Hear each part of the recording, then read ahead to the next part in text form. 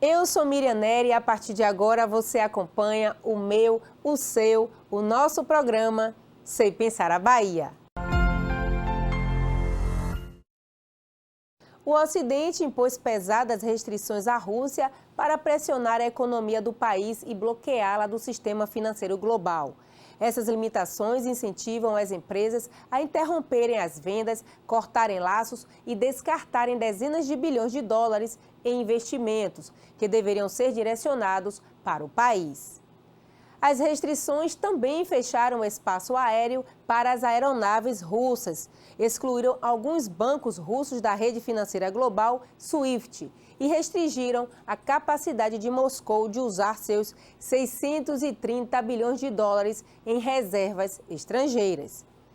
A empresa gigante do transporte marítimo Maersk interrompeu temporariamente todo o transporte de contêineres para a Rússia, aprofundando o isolamento do país à medida que a invasão da Ucrânia desencadeia um êxodo de empresas ocidentais. A Maersk opera rotas de transporte de contêineres no Mar Báltico, no Mar Negro e na costa leste da Rússia. Representantes da empresa informaram que todo o transporte de contêineres para a Rússia será temporariamente interrompido. As empresas de energia BP e Shell abandonaram posições multimilionárias na Rússia, enquanto os principais bancos, companhias aéreas e fabricantes de automóveis cortaram remessas, encerraram parcerias e classificaram as ações da Rússia inaceitáveis. Agora vamos acompanhar uma entrevista com a secretária estadual de Políticas para as Mulheres, Julieta Palmeira. E ela traz um panorama sobre a monoparentalidade aqui na Bahia. Pois é, isso, desde que eu entrei, a história é assim. Eu entrei em 2017, né, e já há algum tempo eu vinha estudando essa questão das chefas de família que criam os seus filhos sozinhas. Muito a partir dessa ideia de mãe solo, mãe solo. Eu não gosto do termo, acho que não é mãe solo. Na verdade, são mulheres que criam seus filhos sozinhas. Então, é um arranjo familiar previsto na Constituição e pouco abordado por políticas públicas, né? Então, você tem um grande número de mulheres que criam seus filhos sozinhas, ou porque o marido se divorciou, ou porque o marido foi ali comprar um cigarro e se mandou, né, e não voltou nunca mais, ou porque o marido morreu, ela ficou viúva, ou porque ela teve um relacionamento rápido e terminou ficando grávida, enfim. São mulheres que criam seus filhos sozinhas. Então, não veio a partir da chefa de família no geral, que hoje são mais de 40% das pessoas no Brasil têm chefia de família dirigidos por mulheres, né? As famílias brasileiras. Nós estamos falando, entre essas chefas de família, nós estamos falando de uma parcela que são aquelas famílias que são dirigidas por mulheres, exclusivamente por mulheres, ou seja, você tem a mulher como a única provedora, né? E essas famílias, elas estão... então, surgiu isso em 2017, nós fizemos um estudo juntos com a CEI, então, a partir de um grupo de trabalho em que eu participei pessoalmente, né? Junto com o Guilherme Etken, que é um pesquisador da CEI, né? Hoje coordena o serviço de estudos sociais lá. E depois nós fizemos isso voltado para a interrogação de como buscar políticas públicas para esse segmento. Vimos que esse é um fenômeno que acontece nas áreas urbanas e periurbanas, que é um fenômeno pouco que acontece nas áreas rurais, especificamente. Então, é um fenômeno das áreas urbanas e das áreas periurbanas, né? Que essas mulheres estão na faixa de 14 a 49 anos, né? E que isso lá em 2017. e que essas mulheres estão em alto grau de vulnerabilidade. Acontece que essas mulheres não estavam no CAD único, que é o cadastro único que une todas as pessoas no país, né? Então, a gente não sabia onde que localizar, ou seja, essas mulheres para serem beneficiadas, não bastava uma autodeclaração. São mulheres que teriam que ter um histórico para serem beneficiadas pelas políticas públicas. Então, a gente lançou o estudo, levantou o problema, mas as políticas públicas ficaram ainda embrionárias para serem levantadas. A partir das mudanças que aconteceram no cadastro único, né, que é esse cadastro que reúne todos os programas de governo, né, e muito a partir da pandemia, a gente, então, passou a ter, né,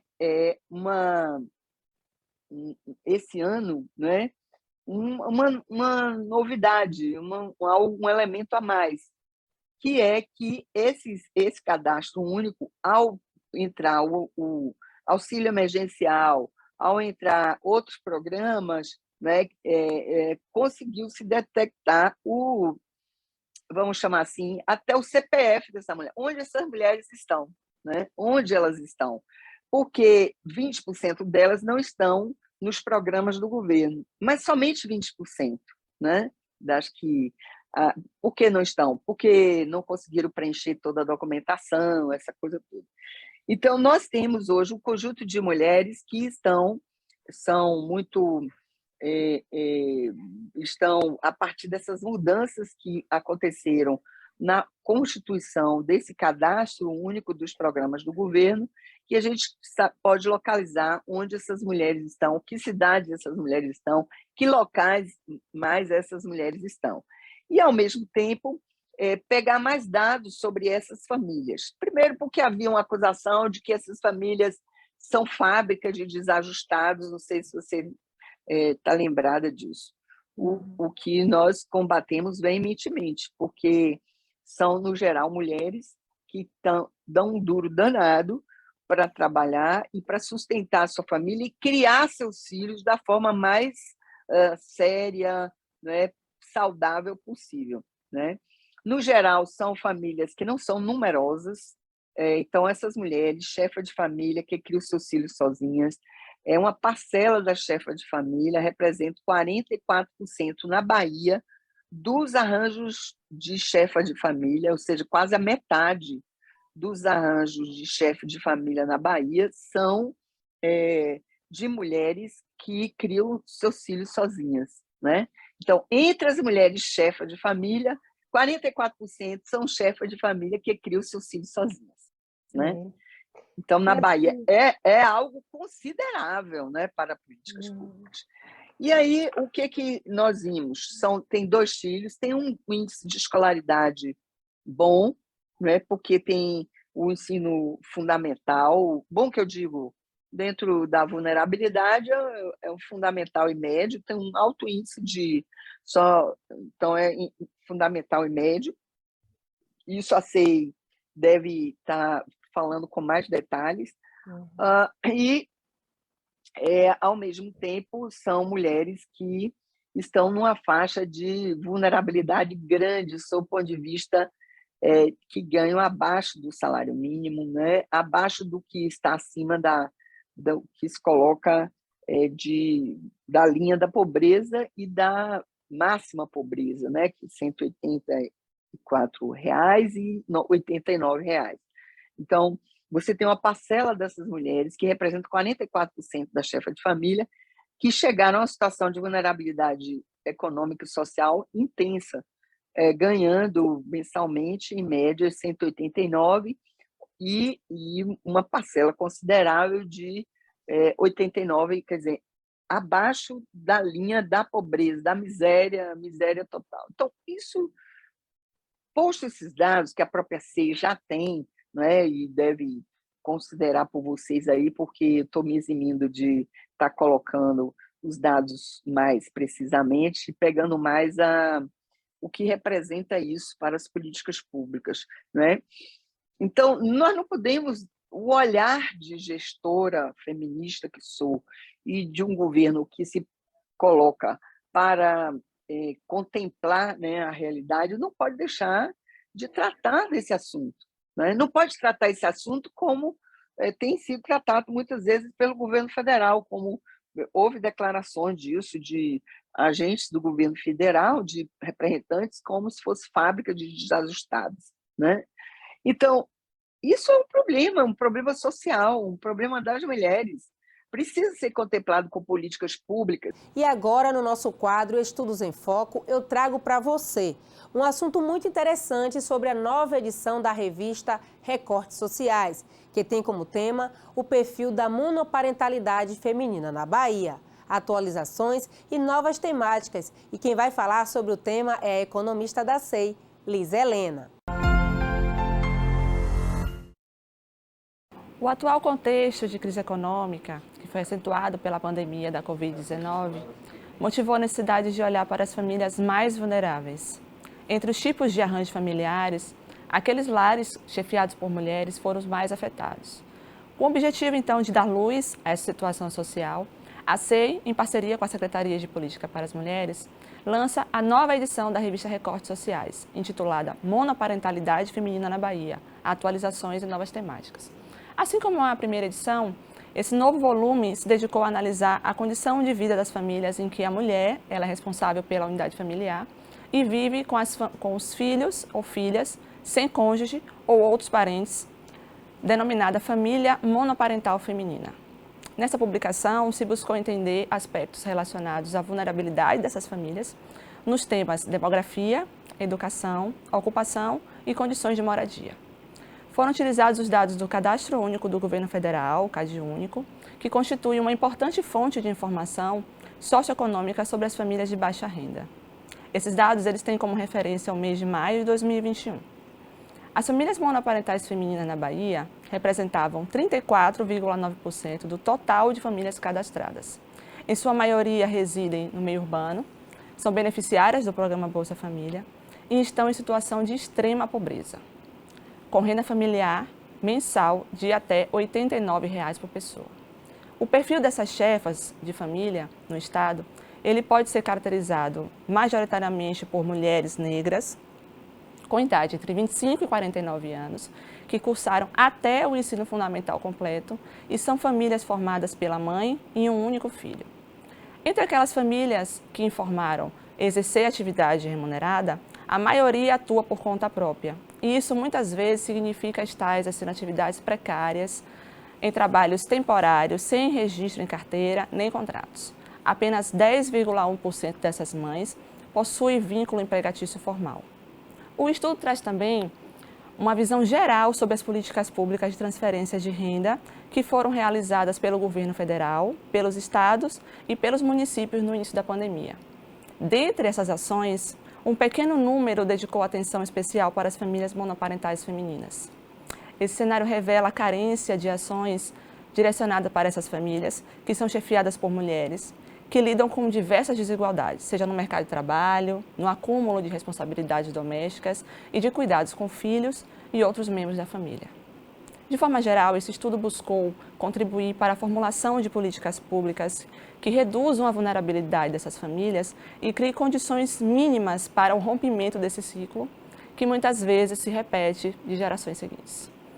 Essa nova edição, assim como as edições anteriores, está disponível no site da SEI, na biblioteca virtual. Obrigada, Liz, pela presença aqui em nosso estúdio. Não saia daí, o SEI Pensará Bahia volta já já.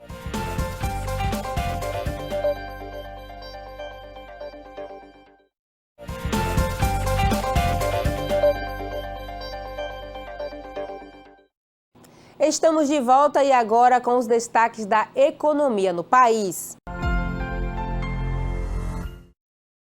Os dados da Pesquisa Nacional por Amostra de Domicílios Contínua, divulgada pelo IBGE, mostram que a taxa de desocupação caiu para 11,1% no quarto trimestre, um recuo de 1,5 ponto percentual na comparação com o trimestre anterior, que foi de 12,6%. Já a taxa média anual foi de 13,2%, o que indica uma tendência de recuperação frente aos dados de 2020, que apontaram 13,8% ano, em que o mercado de trabalho sentiu os maiores impactos da pandemia causada pelo coronavírus. Embora o cenário tenha melhorado em 2021, o patamar pré-Covid ainda não foi recuperado. Os ingressos líquidos em investimentos diretos no país, o IDP, somaram 4,7 bilhões de dólares em janeiro de 2022, ante 3,5 bilhões de dólares no mesmo período de 2021. Houve ingressos líquidos de 4,4 bilhões de dólares em participação no capital e de 307 milhões de dólares em operações intercompanhia nos 12 meses encerrados em janeiro de 2022, que compreende os empréstimos concedidos pelas matrizes sediadas no país e as subsidiárias ou filiais estabelecidas no exterior. O IDP totalizou 47,7 bilhões de dólares, equivalente a 2,94% do PIB, ante 46,4 bilhões de dólares, o que representa 2,89% do PIB. No mês anterior, de 38,4 bilhões de dólares, o que representa 2,70% do PIB em janeiro de 2021. As reservas internacionais somaram 358,4 bilhões de dólares no mês de janeiro, uma redução de 3,8 bilhões de dólares em comparação a dezembro de 2021. O resultado decorreu das variações por preço de paridades, que contribuíram para reduzir o estoque, respectivamente, em 3,3 bilhões de dólares e de 567 milhões de dólares. O assunto do nosso quadro Aprendendo com a C de hoje é dignidade menstrual. E quem vai falar sobre esse tema é a assessora especial da SPM, Viviane Queiroz. O tema dignidade menstrual ganhou visibilidade nos últimos anos com a crescente conscientização sobre a necessidade de enfrentar as desigualdades de gênero e as implicações da pobreza menstrual, além de enfrentar tabus, estereótipos e preconceitos, buscando naturalizar algo absolutamente normal, que faz parte do ciclo reprodutivo de pessoas com útero e, portanto, indispensável para a vida. Mas o que significa pobreza menstrual? O termo se refere à falta de acesso a produtos menstruais, à informação sobre menstruação e à infraestrutura adequada para o manejo da higiene menstrual. E a dignidade menstrual é um termo mais amplo, que abrange questões de saúde pública e de direitos humanos, indispensáveis para a manutenção da dignidade humana, incluindo a implementação de políticas públicas para a superação da ausência deste direito por meio de iniciativas governamentais que assegurem a educação menstrual e combate à pobreza menstrual. A dignidade menstrual é considerada pela Organização das Nações Unidas, ONU, uma questão de saúde pública e de direitos humanos, indispensável para a garantia dos direitos sexuais e reprodutivos, além de contribuir para a autonomia corporal das pessoas que menstruam. A pauta naturaliza a menstruação, que é absolutamente normal, saudável e faz parte do círculo reprodutivo da mulher. Segundo o relatório da pobreza menstrual no Brasil, divulgado pelo Fundo de População das Nações Unidas, UNFPA, em 2021, 62% das adolescentes e jovens no Brasil já deixaram de ir à escola ou outros lugares por causa da menstruação. 35% das adolescentes e jovens já passaram por alguma dificuldade por não ter acesso a formas de manejo adequado da higiene menstrual. Atento às necessidades da população, especialmente as mais vulneráveis, o governo da Bahia lançou no mês de agosto de 2021 o projeto Dignidade Menstrual, elaborado pela Secretaria de Políticas para as Mulheres, com apoio do Fundo da População das Nações Unidas, UNFPA. O projeto prevê ações em várias frentes, em parceria com outras secretarias, instituições privadas ou não governamentais. Também atentos às demandas da sociedade civil, em 28 de outubro de 2021, a Assembleia Legislativa promulgou a Lei 14.365 de 2021, que aborda a conscientização e o combate à pobreza menstrual, que segue agora para o Executivo regulamentar a aplicação, endossando o projeto, agora Programa Dignidade Menstrual. A regulamentação em questão avança também na conceituação abrangente das pessoas que menstruam, incluindo, para além de mulheres cis, homens trans, pessoas não binárias com útero. Entre as ações desta iniciativa em andamento está a parceria firmada pela SPM com a Secretaria de Educação do Estado da Bahia na distribuição mensal de absorventes descartáveis e educação menstrual por meio de ações pedagógicas para estudantes regularmente matriculadas ou matriculados na rede estadual de ensino, na faixa etária de 11 a 45 anos e em situação de pobreza ou extrema pobreza. Por meio do programa, também já foi realizado o ajuste na distribuição de absorventes para mulheres em situação de privação de liberdade por parte da Secretaria de Administração Penitenciária e Ressocialização do Estado da Bahia, SEAP, de modo a atender às necessidades básicas de manejo adequado da higiene menstrual. Outra importante iniciativa do Governo do Estado da Bahia é a isenção de ICMS para os produtos menstruais adquiridos por órgãos públicos para subsidiar o referido programa Dignidade Menstrual, instituído por meio do decreto número 20.970, de 9 de dezembro de 2021, publicado no Diário Oficial da Bahia em 10 de dezembro de 2021, assinado pelo governador Rui Costa. Ainda estão sendo realizadas iniciativas junto ao setor corporativo para a distribuição de absorventes descartáveis às pessoas que menstruam em situação de vulnerabilidade social, entre outras medidas. Além das ações já em desenvolvimento, estão sendo elaboradas iniciativas relacionadas à saúde pública, vinculadas à política estadual da saúde das mulheres, executada pela Secretaria de Saúde do Estado da Bahia. Desta maneira, a regulamentação do programa Dignidade Menstrual visa consolidar as iniciativas em andamento pelas secretarias, bem como estabelece, enquanto política pública integrada e coordenada pelo Governo do Estado da Bahia. Ainda estão sendo realizadas iniciativas junto ao setor corporativo para a distribuição de absorventes descartáveis às pessoas que menstruam em situação de vulnerabilidade social, entre outras medidas. Além das ações já em desenvolvimento, também estão sendo elaboradas iniciativas relacionadas à saúde pública, vinculadas à política estadual de saúde das mulheres, executada pela Secretaria de Saúde do Estado da Bahia. Desta maneira, a regulamentação do programa Dignidade Menstrual visa consolidar as iniciativas em andamento pelas secretarias, bem como estabelece enquanto política pública integrada e coordenada pelo Governo do Estado da Bahia. E agora, vamos dar um giro pelo interior.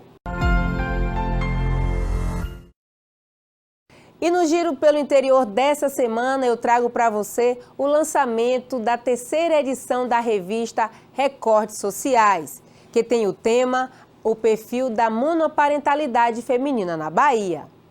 Criada há 4 anos, a revista Recortes Sociais chega em sua 3ª edição e esse ano trouxe como tema Perfil da Monoparentalidade Feminina na Bahia. Segundo a economista da SEI, esse estudo foi realizado no ano passado e teve como ponto de partida a necessidade de olhar para as famílias que são chefiadas por mulheres e que vivem em situação de vulnerabilidade social, principalmente nesse período de pandemia. Então, a gente inicia com uma revisão da literatura, analisando quais são os elementos que adicionam vulnerabilidade a essas famílias monoparentais femininas, né? Depois a gente traz também uma visão geral sobre as políticas públicas. A gente fez um levantamento sobre as políticas que estavam vigentes e as políticas que foram elaboradas no período mais crítico da pandemia. E essas políticas, de uma forma que foram destinadas para as famílias, de uma forma geral, de que forma as famílias monoparentais femininas foram contempladas por essas políticas. Então, a gente fez uma análise tanto na esfera federal, como na esfera estadual e também as políticas municipais. Outro ponto do estudo que chama a atenção dos especialistas é que a maioria dessas famílias brasileiras vivem em extrema pobreza. Então, a gente encontrou que 74,5% dessas famílias têm renda per capita mensal de até R$ 89. Isso significa que 74,5% dessas famílias estão em situação de extrema pobreza. A questão da monoparentalidade feminina envolve mulheres solteiras, mulheres que já foram casadas, mulheres divorciadas, mulheres viúvas, e também tem uma proporção menor de mulheres que escolhem a maternidade por opção. E que essas chefas de família, de acordo com essa definição, né, do perfil, a gente identifica que elas podem acumular mais vulnerabilidades. Então, a gente tem o quadro de chefas que tem uma baixa escolaridade, que pode não ter uma rede de apoio para que elas possam cuidar dos filhos. Então, esses pontos a gente destaca a necessidade de políticas públicas que têm o objetivo de reverter a situação, essas características que as colocam nessa condição de vulnerabilidade, para que isso possa quebrar o ciclo de repetição, para que as gerações futuras não tenham que enfrentar as mesmas condições vulneráveis nas quais essas chefas estão vivenciando. Durante o lançamento da revista, a diretora da Superintendência de Estudos Econômicos e Sociais da Bahia, Georgette Costa, falou da importância da parceria da SEI com a Secretaria de Políticas para as Mulheres. A metodologia que nós construímos junto com vocês, ela teve um perfil diferente, né? Multidisciplinar, com todo o perfil que a gente tem aqui na SEI, de matemático, de economista, de estatístico, pegar vocês lá também com o perfil mais social, né? Com pessoas que estão no dia a dia da realidade dessas mulheres, também contribui para um trabalho diferenciado. Eu acho que a contribuição da SEI, que eu agradeço muito, aproveito agradecer aqui, tem sido assim, muito relevante. Essa relação, a SEI com a SPM, tem sido assim, uma relação de muita riqueza, né? Eu que posso dizer isso. Vejo muita disposição nesses pesquisadores e nessas pesquisadoras, né, de realmente contribuir para que a gente possa, em cima dessa realidade, estruturar políticas públicas. Agora vamos acompanhar o cenário econômico baiano. O indicador de confiança do empresariado baiano, o ICEB, índice que avalia as expectativas do setor produtivo do Estado, calculado pela Superintendência de Estudos Econômicos e Sociais da Bahia, marcou 147 pontos percentuais em janeiro.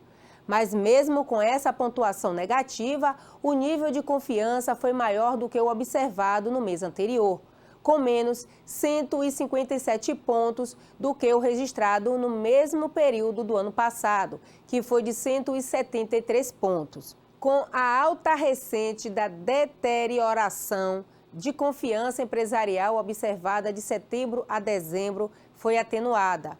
Em relação ao registrado um ano antes, a pontuação mais recente significou uma alta de 26 pontos. Contudo, o indicador abaixo de zero revelado no mês significou a permanência do pessimismo no meio empresarial baiano pela 23ª vez consecutiva.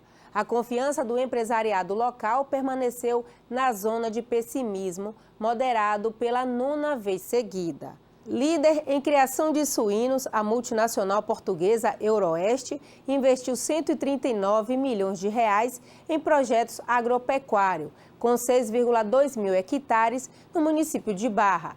Atualmente, o projeto tem 2,4 mil bois criados com auxílio de tecnologia de pivô de irrigação. A meta é alcançar 27 mil cabeças daqui a 3 anos. O planejamento é evoluir também para o cultivo de grãos. O local já conta com 4 hectares de área experimental de caju super adensado, além de fábrica de ração e galpão para armazenamento de insumos. Para o futuro, existe um projeto de criação de suínos em regime intensivo, processados localmente em frigorífico próprio. Conforme destacou o vice-governador João Leão, o estado tem potencial para formar parcerias com empreendimentos que possam levar o estado à expertise, que resulte em altos índices de produtividade. Abre aspas. Enquanto estivermos em missão em Portugal no ano passado, vimos de perto o trabalho da Euroeste, da Susalva, que produz uma média de 32 leitões por porca ao ano, enquanto que a média no Brasil é de 25 leitões ao ano. O nosso interesse é atingir esta alta produtividade, também aqui na Bahia. Fecha aspas. O Sem Pensar a Bahia vai ficando por aqui. Até o nosso próximo encontro. E não esqueça, foi um prazer estar com você. Um forte abraço.